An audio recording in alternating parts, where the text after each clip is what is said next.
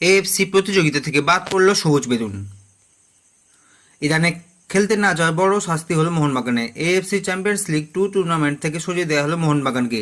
2 October ইরানের tractor AFC বিরুদ্ধে match ছিল মোহনবাগানে। ইরানের ট্রাক্টর এএফসি বিরুদ্ধে খেলতে না যাওয়ার জন্য সোমবার এএফসি তরফ থেকে নিজেদের ওয়েবসাইটে এই ঘোষণা করা হয়েছে। এর আগে এএফসি চ্যাম্পিয়ন্স লিগ 2 এ মোহনবাগানের প্রথম ম্যাচ ছিল রাবসান এএফসি বিরুদ্ধে। সেই ম্যাচ গোল শূন্য ড্র হয়েছিল, সেই ম্যাচ হিসাবে ধরা হচ্ছে না। দ্বিতীয় ম্যাচ খেলতে না যাওয়ার এএফসি চ্যাম্পিয়ন্স লিগ 2 এ 5.2 ধারা অনুযায়ী মোহনবাগান এই প্রতিযোগিতা থেকে তাদের নাম তুলে নিয়েছে। তবে ইরানে খেলতে না যাওয়ার জন্য আর কোনো শাস্তি হবে কিনা তা পরবর্তী এএফসি কমিটিতে আলোচনা হবে। প্রসঙ্গত, ইরানের যুদ্ধ পরিস্থিতিতে তৈরি হওয়ার কারণে নিরাপত্তা সংক্রান্ত ইস্যুতে মোহনবাগানে ম্যাচ খেলতে যায়নি।